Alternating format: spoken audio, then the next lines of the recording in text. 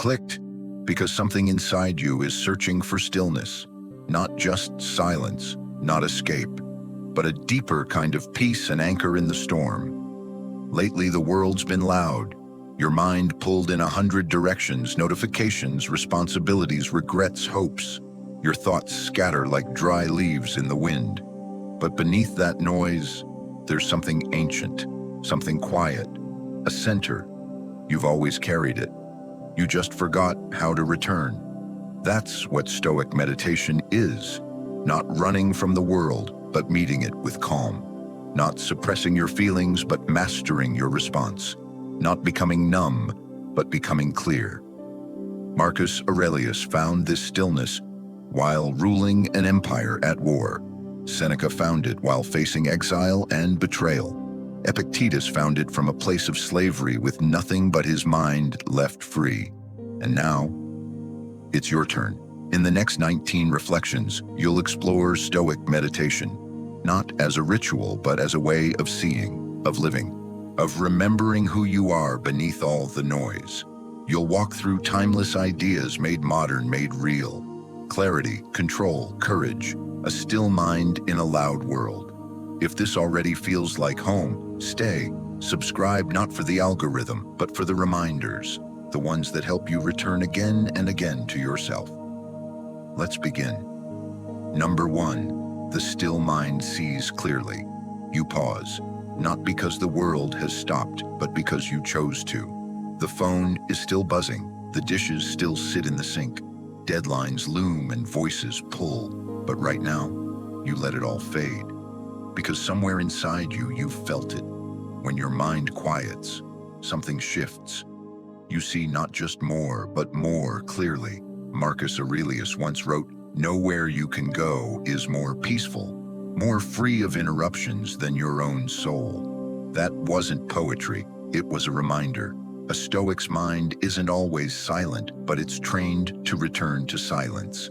Because clarity doesn't shout, it whispers, and you can only hear it when the noise fades. Think of a lake after a storm, the surface wild with wind impossible to see through.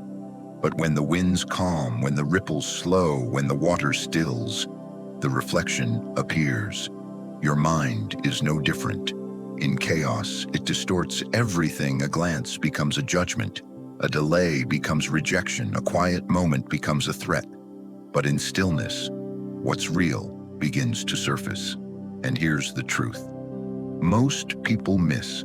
Stillness isn't emptiness, it's awareness. It's a sharpened attention that sees what matters and lets the rest pass by like clouds in the sky.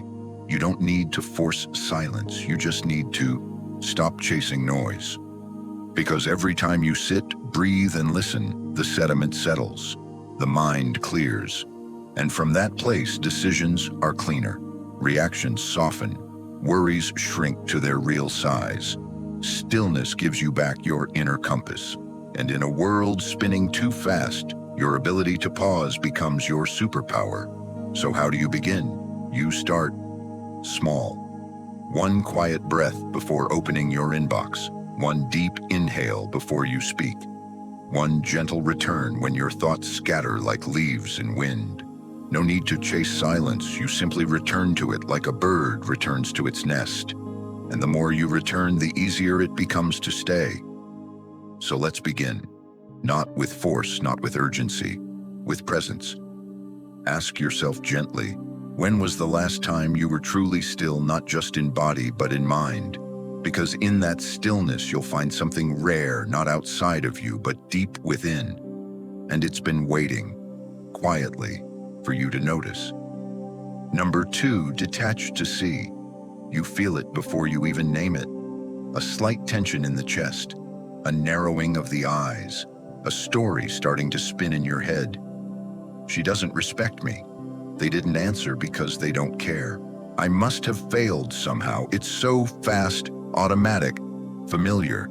But is it true? Seneca once said, "He suffers more than necessary, who suffers before it is necessary." You see, much of your suffering doesn't come from what is, it comes from what you attach to what is. You don't just feel an emotion, you start becoming it. You fuse with it as if it defines you, owns you, commands you. But here's the shift. Stoicism invites. You are not your thoughts. You are not your emotions. You are the observer behind them. It's like watching clouds pass across the sky. Some are heavy and dark, some light and fleeting, but none of them change the sky itself. The sky remains clear, vast, untouchable. So why does this matter? Because when you detach from your thoughts, not suppress them, not fight them, but simply observe, you gain your power back. You stop being pulled into every mental storm. You stop assuming that every reaction must be obeyed. You begin to see this is a thought, not a fact. This is a feeling, not a command.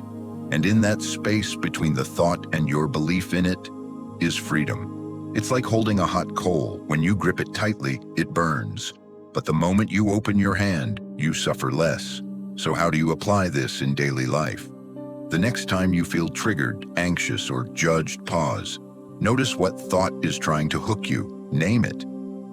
This is the story where I'm not enough. This is the voice of fear talking. This is the mind rehearsing an old wound. And then just watch it. Like watching a bird fly across the sky, no need to chase it. Just watch. What you'll find is this: the more you observe, the less you're owned.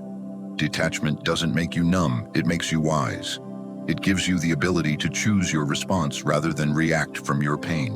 And slowly, you return to that spacious place within where thoughts come and go, but don't control your peace.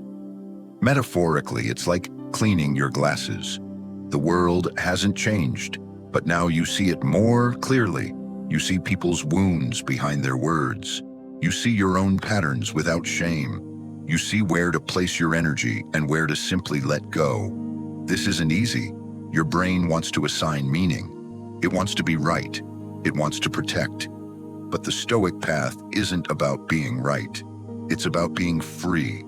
So next time your mind spins a story, ask yourself, is this a truth or just a thought I've attached myself to? Because the moment you notice the difference, you step out of the storm.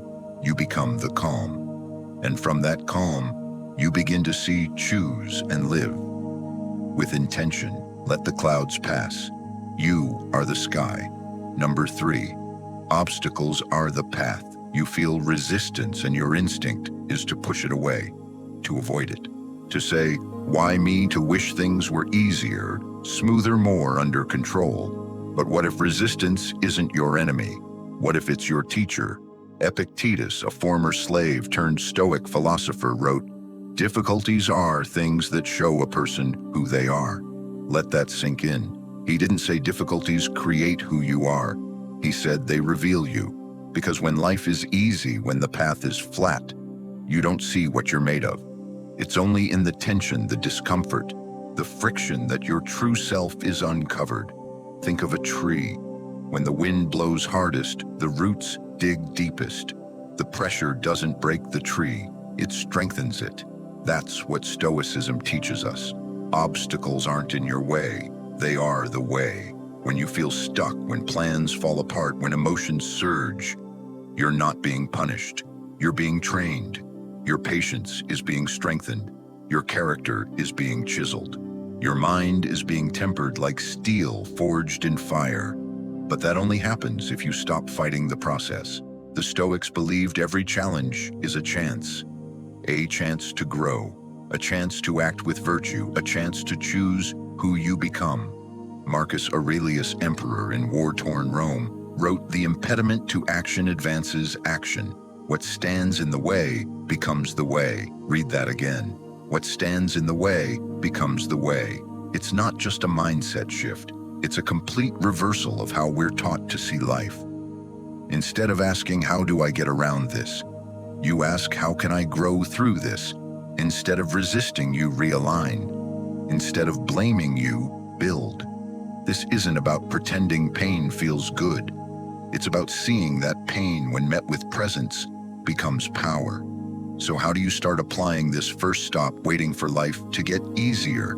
That's not the goal. Instead, build the mindset that can handle whatever comes. Second, The next time something goes wrong, ask what part of me is being called to grow here. Is it patience, discipline, compassion, courage?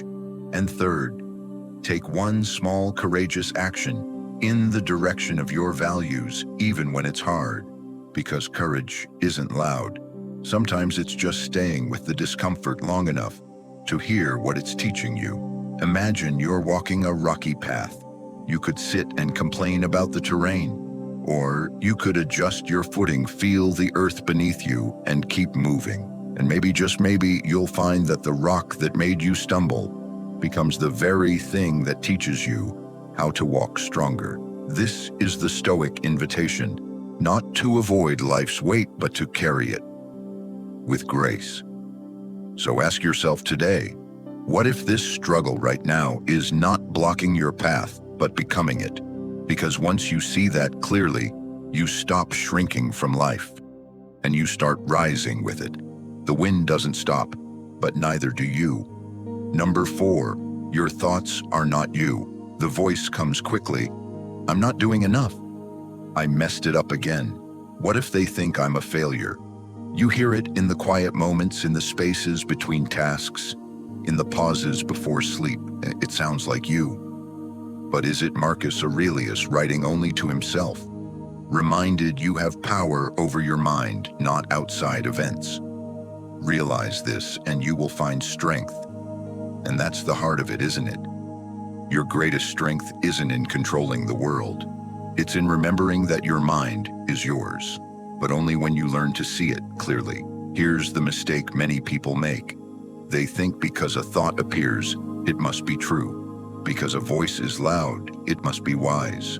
Because a fear is present, it must be real. But Stoicism teaches otherwise. You are not the storm. You are the sky behind the storm. You are not the thoughts. You are the space in which thoughts arise. Think of your mind like a busy subway station.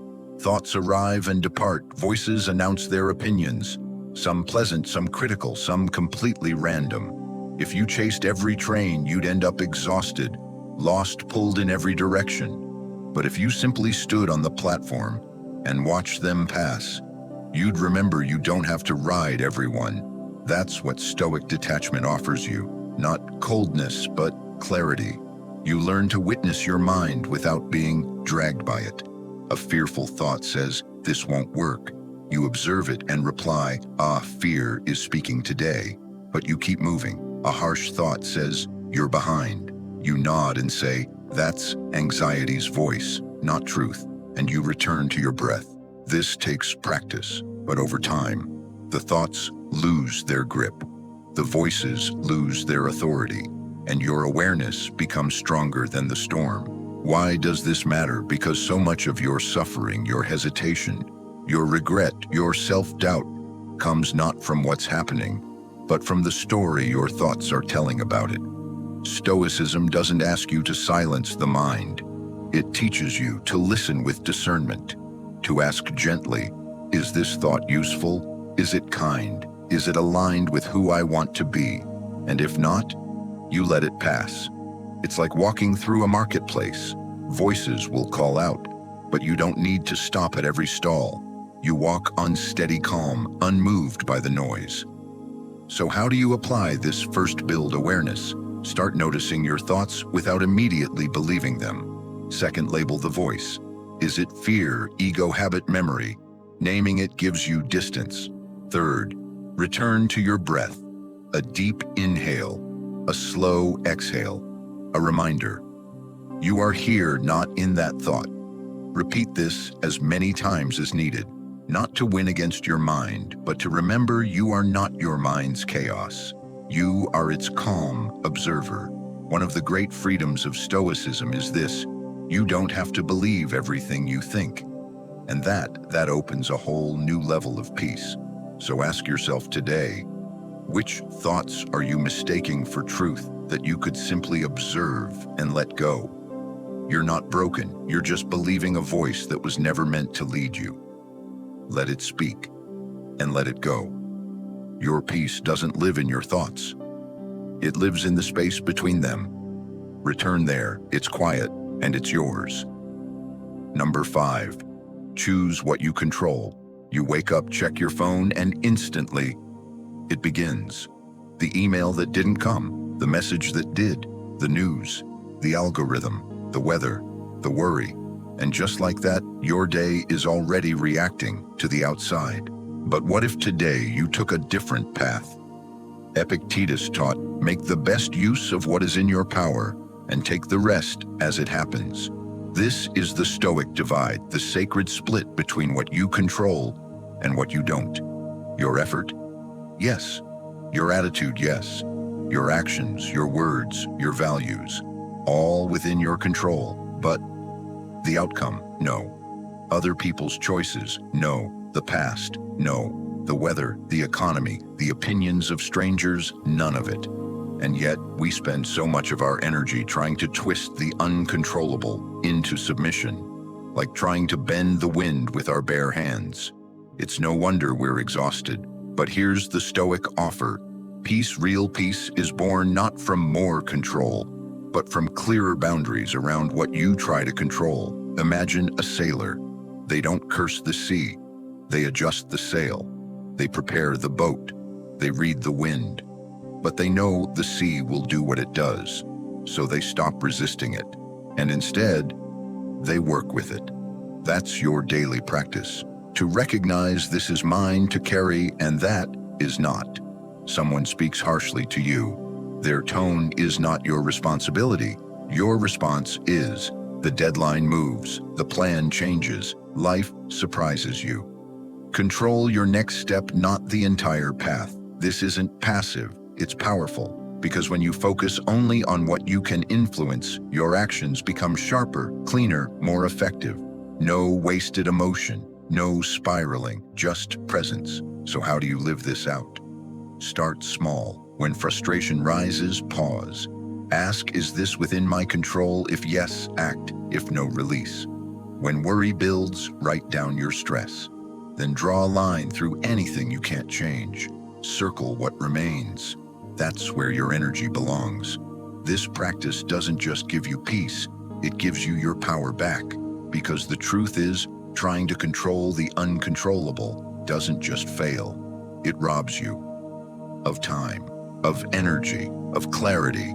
And worst of all, it makes you miss what you can shape, like the tone you use with a loved one, the way you show up for your work, the thoughts you choose to feed. It's like trying to grow a garden, but spending all your energy yelling at the sun. Meanwhile, your hands never touch the soil. So return to what's yours, to what's actually in your hands. That's where the change happens. That's where the calm begins. Ask yourself now, where are you trying to control the wind? When you could be adjusting the sail, choose again. Let go of what isn't yours and lean fully into what is, because that is the Stoic's domain, and that is where you thrive. Number 6, embrace impermanence. You want to hold on, don't you? To the good moments, to the people you love, to the certainty, the comfort, the control. But life doesn't work like that. It flows, it moves, it changes whether you're ready or not. And that truth, it hurts, because impermanence means loss. But Stoicism whispers something else, something quieter, deeper, and strangely more freeing. Seneca once said, "It is not that we have a short time to live, but that we waste much of it." He didn't mean to rush, he meant to wake up, to stop drifting, to live with your eyes open, because nothing is guaranteed. That's not meant to scare you, it's meant to clarify you. When you realize this moment might not come again, you start to see it. The way sunlight hits the table, the pause in a conversation, the warmth in a friend's laugh. You start to savor instead of scroll. You start to breathe instead of brace. You stop postponing presence. Think of cherry blossoms. They bloom for just a few days each year, delicate, radiant, brief. And that's why people travel thousands of miles to see them. Not despite their impermanence, but because of it. Beauty and brevity are often the same thing. When you fight impermanence, you suffer twice. You suffer the loss, and you suffer the resistance to the loss. But when you accept impermanence, you gain something powerful: presence, gratitude, clarity. You start to say, I love you more often. You forgive faster. You show up fully because you know nothing is owed to you. This is the essence of Stoic awareness. Marcus Aurelius reflected daily on his own mortality, not to be morbid, but to be honest. He knew, as you must, that remembering the end makes the middle more meaningful. This is not about living in fear, it's about living in truth. And here's the truth. You don't get to keep today, but you do get to experience it right now. So how do you practice this? You begin by noticing what you take for granted. The cup of tea, the hug you assume you'll get again, the quiet moment before sleep. You look at your day through the lens of transience, not to be sad, but to be awake.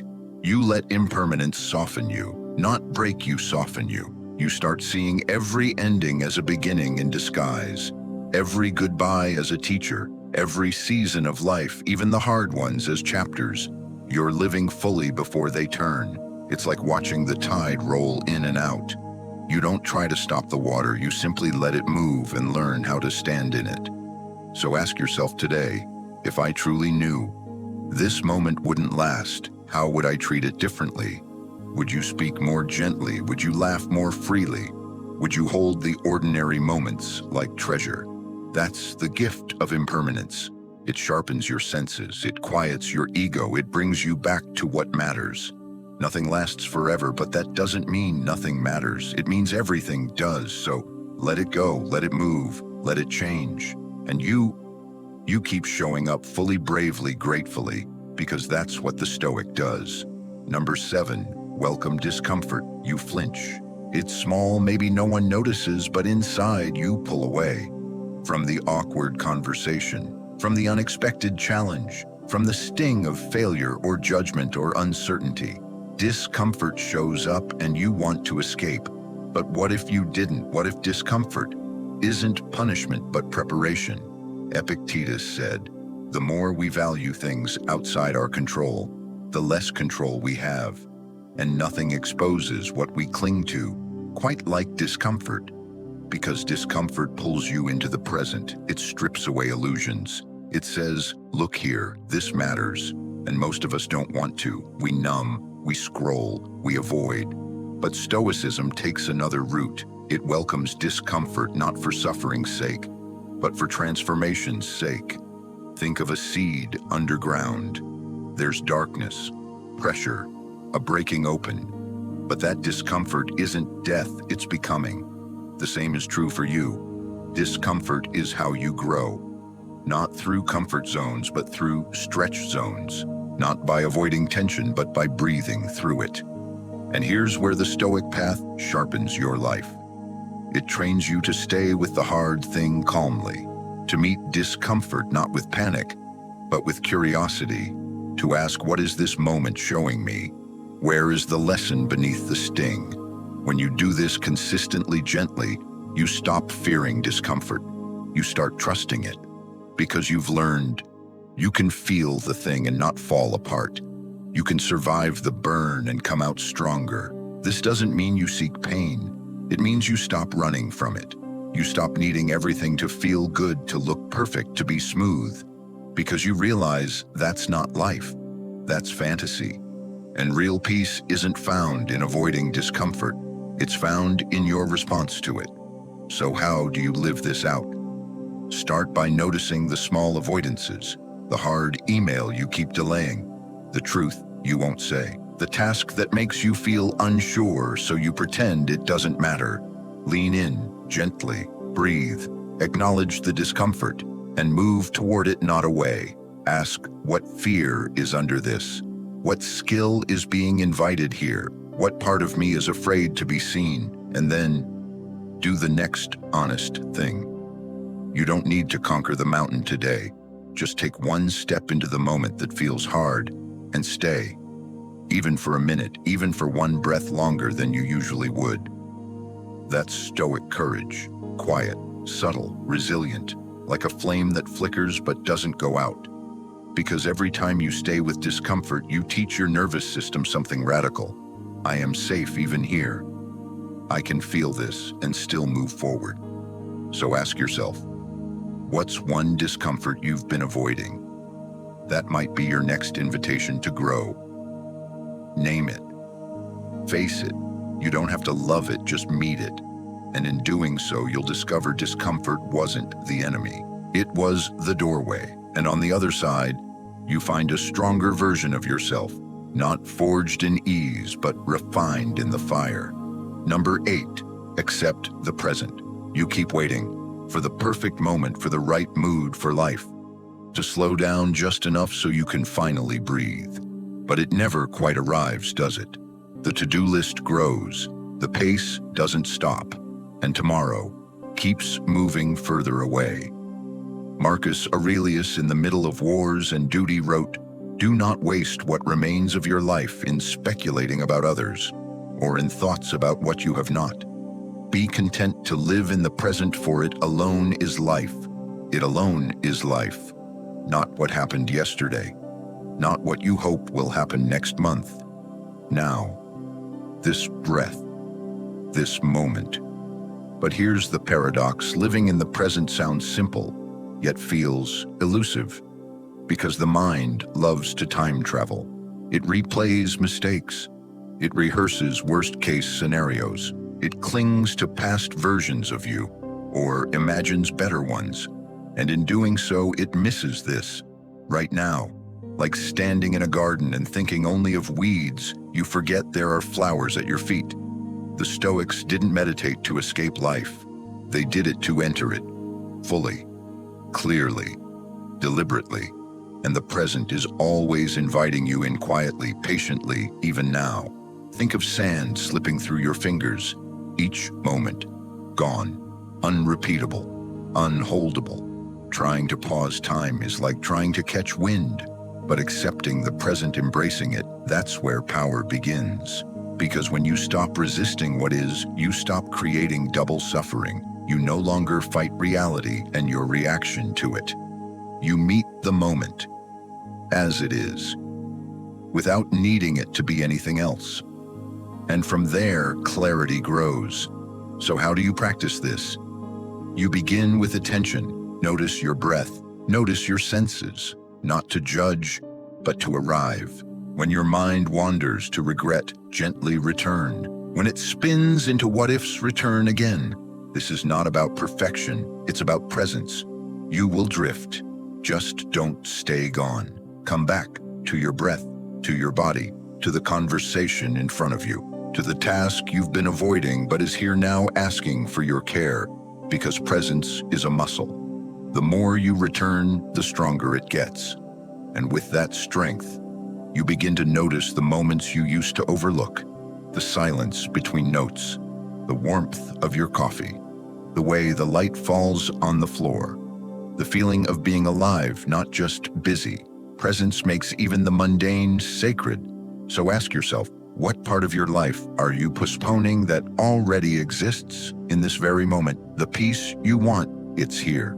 Not in a future plan, not in a someday success, but in the way you choose to meet this moment with full attention and open eyes. Let go of waiting. Let go of wishing the moment away. This right now is your life, not later, now. So live it, breathe it, be in it fully, because the present is not something to earn, it's something to notice, and that noticing, that is the beginning of wisdom. Number 9, live according to nature. There's a kind of peace you've felt before, maybe when standing under tall trees or near the ocean or watching clouds drift across a quiet sky. It's not loud, not flashy, but it lingers. It reminds you that life moves with its own rhythm and it doesn't need your permission. The Stoics called this living in accordance with nature. Zeno, the founder of Stoicism, wrote, "To live in agreement with nature is the only path to happiness." But what does that mean, to live according to nature? Is it about hiking in the woods? Giving up comfort? No, not exactly. For the Stoics, nature isn't just outside you, it's also within you. It's the part of you that already knows how to breathe, how to heal, how to return to calm if you let it. It's your reason, your conscience, your connection to the world beyond your own ego. When you live against nature, you resist. You want control where there is none. You force what doesn't fit. You hold on too long or you run too fast. But when you live with nature, you start flowing with life instead of fighting it. You understand there's a time to grow, a time to let go, a time to speak, and a time to be still. Just as the seasons shift, so do you. And forcing summer and winter only brings frustration. Think of a river. It doesn't argue with the rocks. It doesn't demand the terrain be different. It simply moves around, over or through, patient, persistent, clear. That's Stoic wisdom in motion. And here's the deeper truth. When you live according to nature, you don't just feel more peaceful, you become more whole. Because nature doesn't rush, but it doesn't hesitate either. It just responds. So how can you live this principle? First, observe what's unfolding without rushing to label it good or bad. The delay might be teaching you patience. The challenge might be shaping your character. The silence might be calling you inward. Second, ask yourself gently, am I resisting what life is clearly asking of me right now? Maybe it's rest. Maybe it's courage. Maybe it's letting go of something you've outgrown. Living with nature means listening to the seasons of your life, to the wisdom of your body, to the nudges in your heart. It's not always easy, but it is always true. And third, align your actions with virtue, not just impulse. The Stoics believed that human nature includes reason, justice, discipline, and courage. When you act from those, you live naturally. When you act from fear, greed, or ego, you create inner conflict. Nature isn't chaos, it's order. And your peace is tied to how well you live in harmony with that order. So today, pause. Look at your life. Where are you forcing what needs to be released? Where are you ignoring what needs to be faced? Sometimes living naturally means letting go of control. Other times it means stepping up to act with clarity, but always it means choosing what's right over what's merely easy. Let the river flow, let the seasons turn, and let yourself return to the deep, natural rhythm of life. Ask yourself, what would change if I stopped fighting what is and started flowing with it?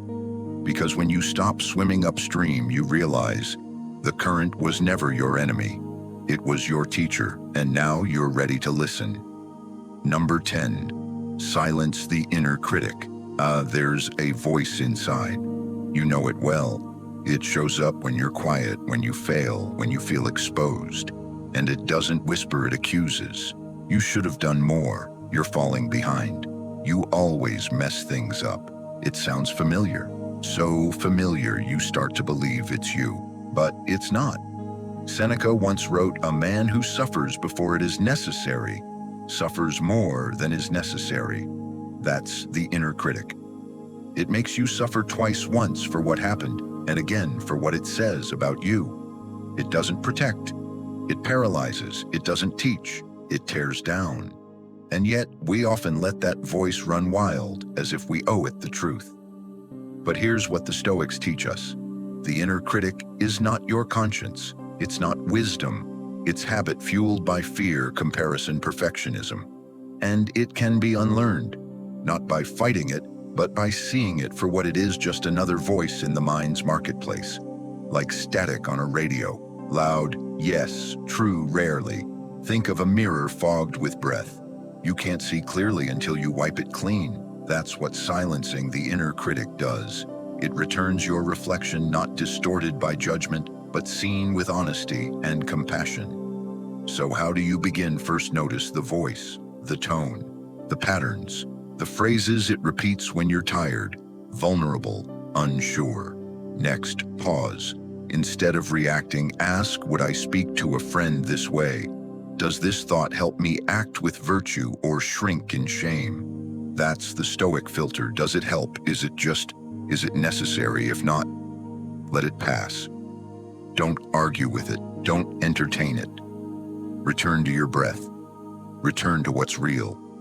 Your values, your effort, your next step, not your past stumble. You're not here to be perfect. You're here to live with integrity. And integrity means meeting yourself with truth, but not cruelty. It means owning your mistakes, but not becoming them. The Stoics weren't flawless men. They doubted, they failed, they started again. And so can you. Your worth isn't found in your output, your inbox, your mistakes, or your timeline. It's in your ability to return, to try again, to keep showing up, even with shaky hands, even with a loud mind, especially then. Because every time you meet your inner critic with calm presence, you weaken its grip. You show it, I see you, I hear you, but I choose something kinder, and slowly you build a new voice, one that corrects without condemning, that guides without shaming, that speaks truth in love. So ask yourself today, is the voice I'm listening to helping me grow or holding me back? You don't need to shout over the critic, you just need to stop letting it lead. And in the quiet that follows, your true self begins to speak again, not to tear down, but to rise. And that is the voice worth listening to. Number 11, respond, don't react. Something happens. A message arrives. A tone shifts. A look, a delay, a word you didn't expect. And suddenly your heart jumps. Your breath shortens. Your thoughts rush to defend, explain, protect. You react. It's quick, it's automatic, it's often regrettable.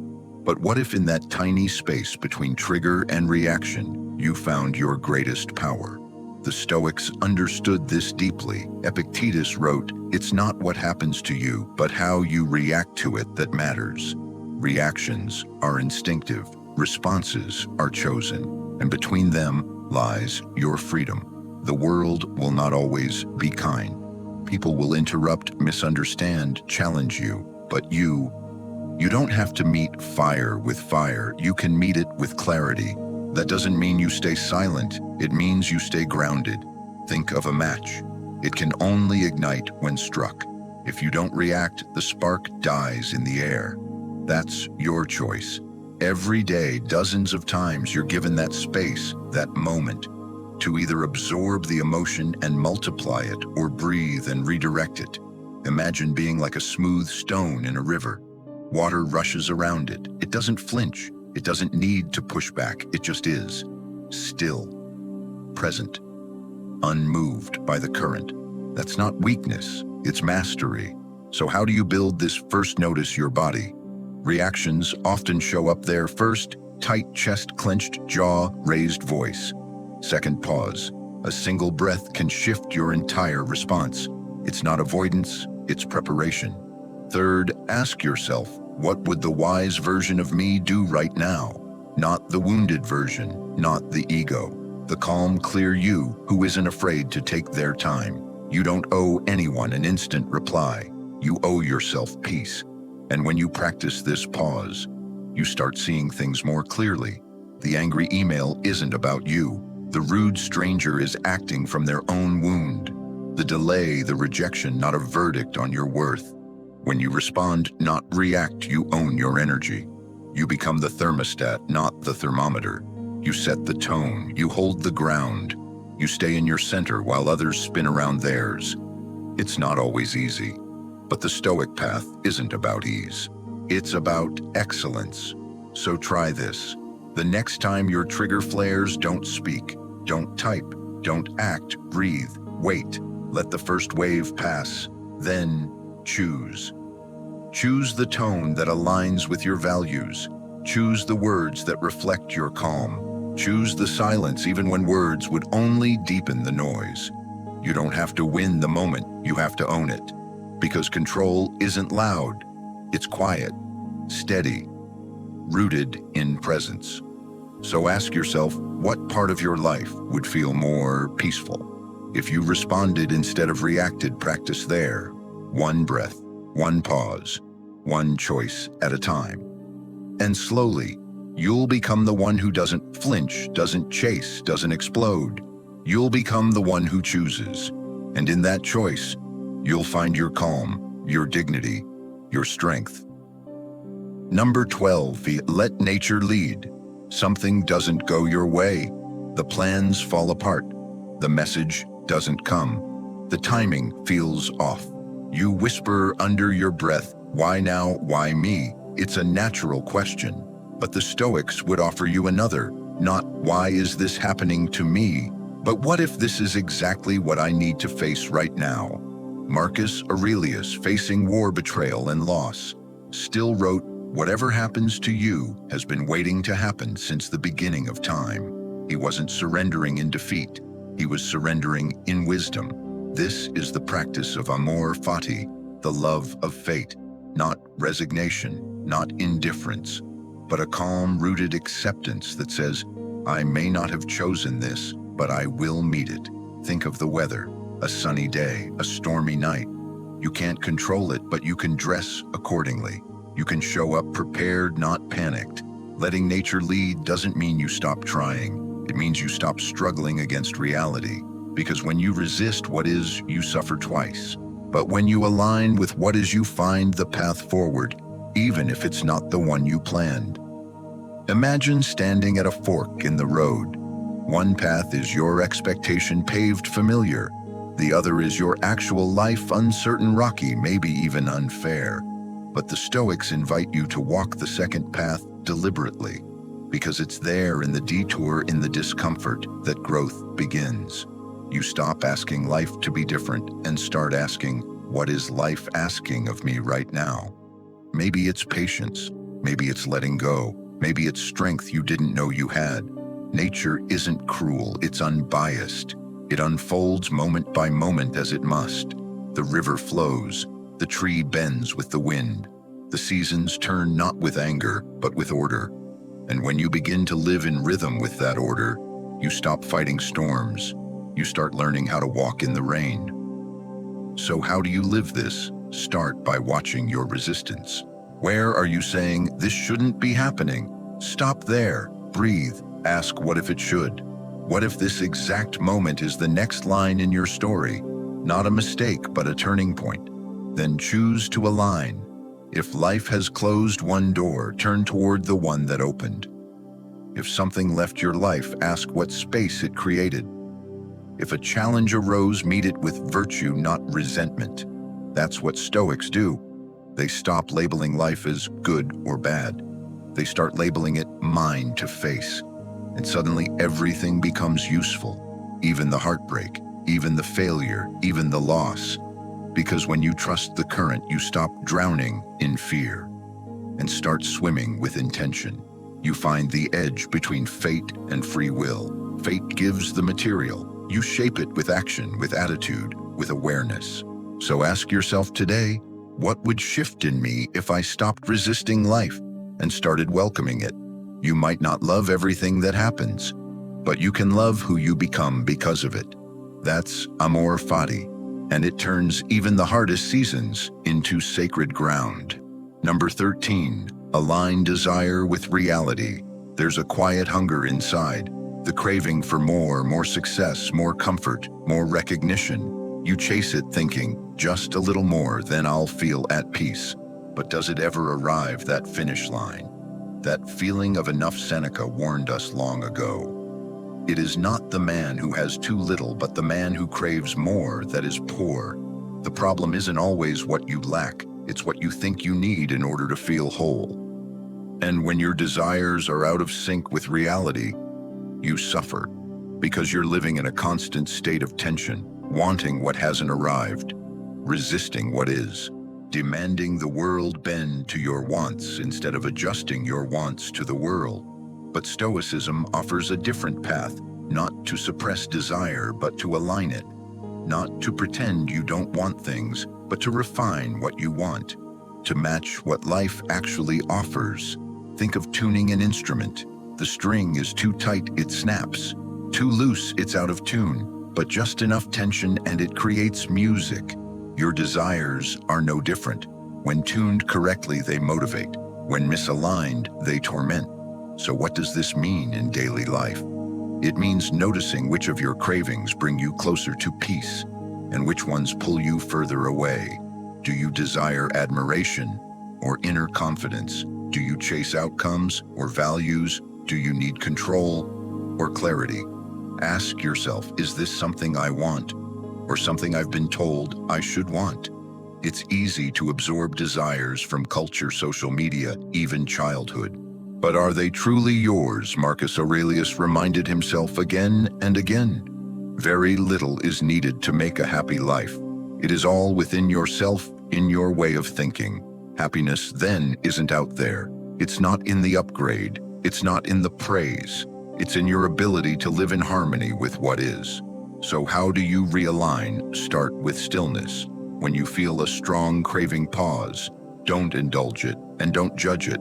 Just observe it. Ask, is this desire helping me live with virtue, or is it pulling me away from presence? Then adjust. If the desire is worthy, pursue it with patience. If it's hollow, release it without shame. You're not failing by letting go. You're freeing yourself. You don't need to silence every ambition, but you do need to ask, does this desire create more peace or more pressure? Because Stoic freedom isn't the absence of desire, it's the presence of right desire. Desire aligned with truth. Desire aligned with your nature. Desire that makes you stronger, not more restless. And here's the shift. When you align your desire with reality, you become harder to disturb.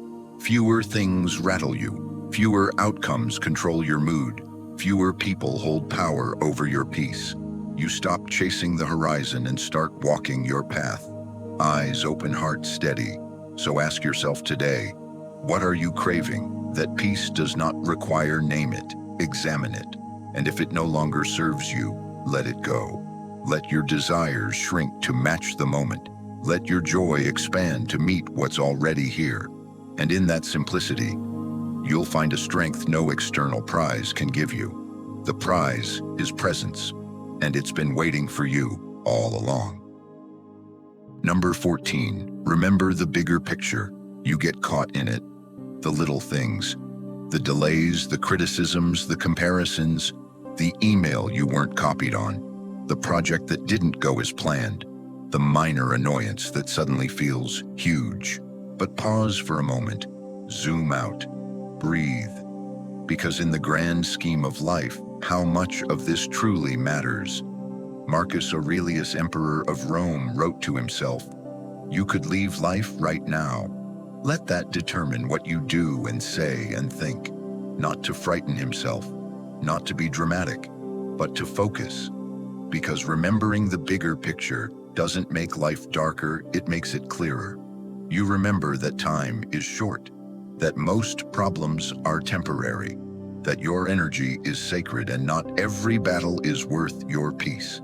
It's like standing on top of a mountain. From down below, the path felt twisted, crowded, full of obstacles, but from above, you see the whole journey. You see how far you've come. You see what really matters. That's what the Stoics did. They trained their minds to rise above the moment, to witness life, not just react to it. So how can you do the same? First, practice memento mori, the remembrance of death, not as fear, but as focus. When you know your time is limited, you stop wasting it. You stop sweating the comment, the traffic, the delay. You ask, does this align with who I want to be? Will this matter in a week, a year, at the end? Most of the time, the answer is no, and that's your cue to release it. Second, ask yourself often what really matters right now. Sometimes it's connection, sometimes it's integrity, sometimes it's rest. But rarely is it the petty distraction pulling at your mood. You don't need to ignore your emotions, but you do need to contextualize them, because everything feels big until you remember what's actually big. The people you love, the impact you make, the legacy you leave, not of wealth or fame, but of presence, of wisdom, of character. That's the real scoreboard. And third, develop your long view. When something frustrates you, zoom out. Will this matter on your last day? If not, let it go. If yes, face it with clarity and courage. Think of the stars. For centuries, sailors used them to navigate the seas. They didn't panic with every wave. They trusted the direction. You need stars too. Values, virtues, purpose.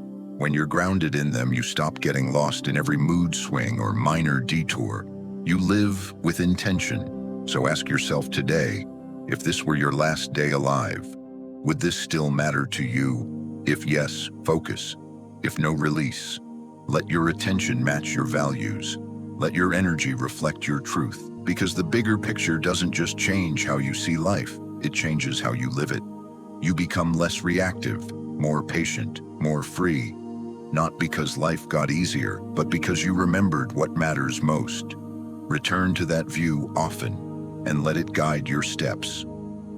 Number 15, practice voluntary discomfort. You avoid it naturally. The cold, the silence, the challenge, the unknown. Comfort is warm, it's easy, it feels safe.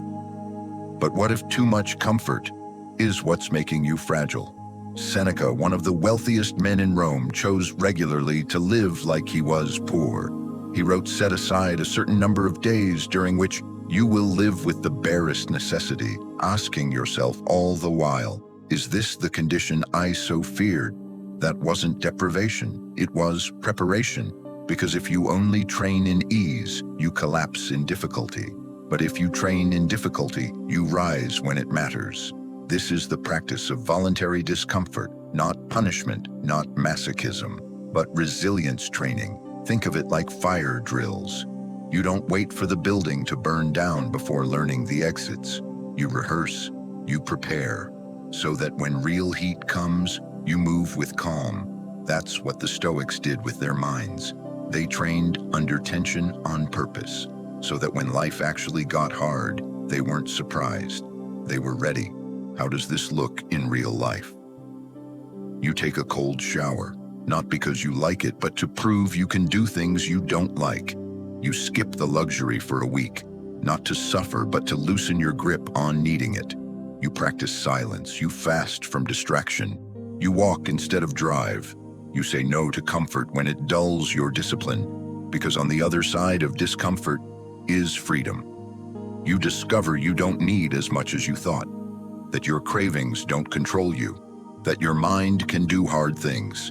And in that realization, you become powerful. Not loud power, quiet power, the power of a person who knows. If everything fell apart, I could still stand. And here's the paradox. The more discomfort you choose, the less it scares you. Because you've met it already, on your own terms, with calm breath and clear eyes. You've walked through the fire and didn't burn. You grew. So ask yourself, what's one small discomfort I can choose today, not to suffer, but to strengthen? It could be speaking up. It could be sitting with silence. It could be saying no when yes is easier. Whatever it is, lean in, not recklessly, but deliberately. Discomfort trains your mind to pause, to notice, to break the automatic loop of pleasure chasing, and choose something deeper, meaning, growth, peace. Because peace isn't found in always being comfortable. It's found in knowing that even when things get uncomfortable, you don't break. You rise. That's the Stoic edge. That's your edge. Not just to survive discomfort, but to use it, to polish your courage, to sharpen your discipline, to discover that stillness isn't a result of safety, it's a result of strength. So go ahead. Choose the thing that stretches you even slightly. Step into that moment you've been avoiding and smile. Because that moment, it's your gym, it's your forge, it's your freedom. Number 16, gratitude as a discipline. You rush into your day. Eyes half open, thoughts already racing, to-do list buzzing in your head. You pour the coffee, you check the phone, you brace yourself and call it starting the day. But did you see the morning? Did you feel the warmth of that cup in your hand? Did you notice the quiet before the world spoke? Marcus Aurelius once reminded himself, when you arise in the morning, think of what a privilege it is to be alive, to breathe, to think, to enjoy, to love. Not just to exist, but to notice that you exist. This is the Stoic practice of gratitude, not as a feeling, as a discipline. Because here's the truth most people miss. Gratitude isn't something that always comes to you. It's something you cultivate, and that means it doesn't need to feel natural to be powerful. It just needs to be practiced, like a lens you put on each morning, not to ignore what's hard, but to include what's beautiful. You see, the brain is built to spot problems. That's biology, but it's wisdom, Stoic wisdom, to balance that with deliberate attention to what is already right. Think of a candle in a dark room. It doesn't erase the darkness, but it changes the experience of it. It becomes enough to navigate, to remember where you are, to feel warmth. Gratitude is that candle. It won't solve every problem, but it will give you perspective and with it, peace. So how do you make it a practice? Start small. Before you speak, breathe. Before you scroll, observe. Before you react, pause. And in those little pauses, ask, what is already here that I've been stepping over? Maybe it's the roof over your head, the way your lungs work, the quiet loyalty of someone in your life, the chance to try again today. You don't need a miracle. You just need to see. And if it feels hard, especially on tough days, that's when it matters most. Because gratitude isn't naive. It doesn't deny pain. It sits next to it and says, even here, there is still something good. Seneca put it this way, no man is more unhappy than he who never faces adversity, for he is not permitted to prove himself.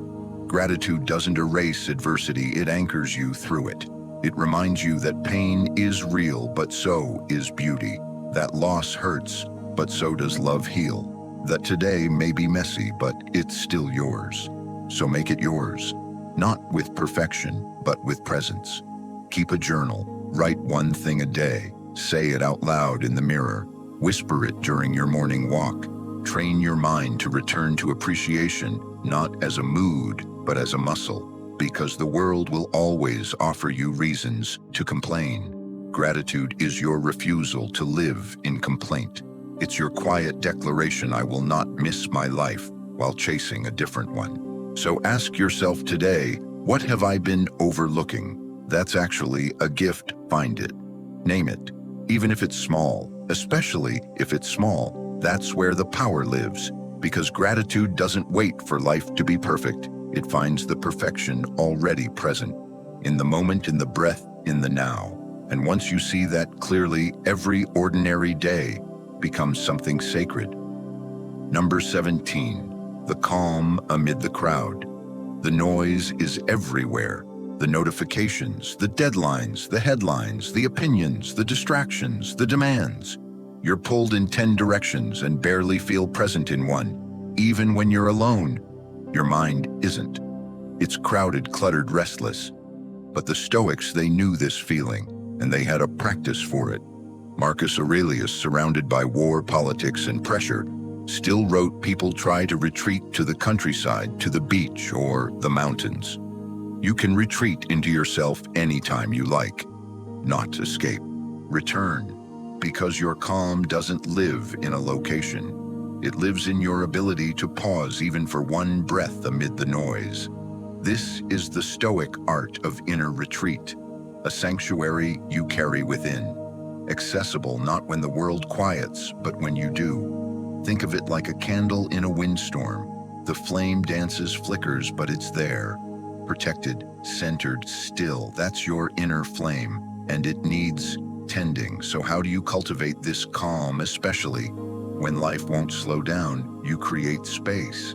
Within the space, it starts with awareness. Right now, pause. Feel your body. Notice your breath. Listen not to the world, but to your presence within it. You don't need an hour. You don't need perfect conditions. You need only the intention to stop reacting and start observing, even in a meeting, even in traffic, even in chaos. Because true calm isn't found by removing stressors. It's found by relating to them differently. You learn to hear noise without internalizing it. You feel urgency without becoming frantic. You carry your peace like a steady heartbeat under the surface of the storm. This isn't detachment, it's depth. You're not avoiding life. You're moving through it without being moved by it. So try this. Pick one moment today, maybe in the middle of rush hour, or in a noisy cafe, or right before bed. Close your eyes. Take one slow breath. Inhale, hold, exhale. And in that space, remind yourself, I am here, I am whole, I am enough. You've just entered your sanctuary. The Stoics didn't need silence to be still. They created stillness in any moment because they trained for it.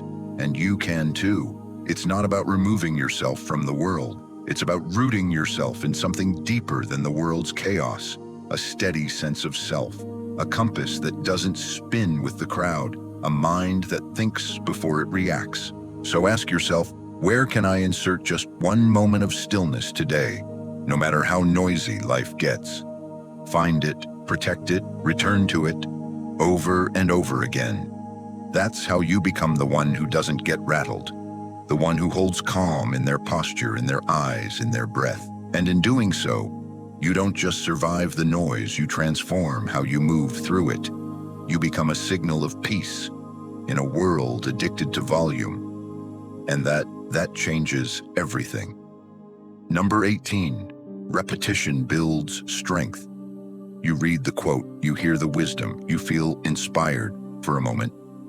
And then you go back to your routine, to reacting, to forgetting, to being pulled by the same distractions again and again. You wonder, why don't I feel more peaceful yet? Why does it feel like nothing's changing? Epictetus gives us the answer. No great thing is created suddenly. Growth. Real growth is built on repetition, not on one brilliant insight, not on a sudden wave of motivation, but on steady daily practice. That's the Stoic way, because Stoicism isn't just a philosophy to admire. It's a path to walk. Every day, every hour, every moment you remember, think of your mind like a muscle. You don't lift once and expect strength. You train, you show up, you repeat. Even when it's boring, even when it's hard, even when you don't feel like it, especially then, that's where the real shift happens. You stop needing dramatic breakthroughs. You start trusting small, consistent movements. You meditate again, even if yesterday felt pointless. You pause before reacting, even if your patience is thin. You return to your breath, even if your thoughts are loud. That's how you build the mental muscle the Stoics revered: resilience, presence, discernment. Each time you choose awareness over reaction, reflection, over impulse, virtue, over ego, you strengthen the pathways of peace. It's like walking a trail through tall grass. The first time is hard branches in your face, thorns at your ankles, but the more you walk it, the clearer it becomes. Until one day, it's the path you take without thinking. That's what repetition does. It rewires you. But here's the secret: you won't always feel it working, and that's okay. Seeds grow in silence, muscles build during rest. Wisdom sinks in slowly through lived experience, not instant change. So how do you live this? First, start small and stay consistent. One breath, one pause, one journal entry. You don't need to transform in a week. You need to return each day with intention. Second, build rituals. Create anchors in your schedule. A few minutes of silence each morning. A single quote on your desk. A question you ask before speaking. What would the Stoic in me do right now? Rituals become rhythm, and rhythm becomes identity. Third, be patient with the process. Some days you'll forget. Some days you'll fall short. Some days your mind will be noisy, reactive, restless. That's not failure, that's training. The Stoic doesn't aim to be flawless. They aim to be faithful to the practice, to the path, to the return. Because every return strengthens your foundation. And over time, you become someone different. Not louder, not more certain, but steadier.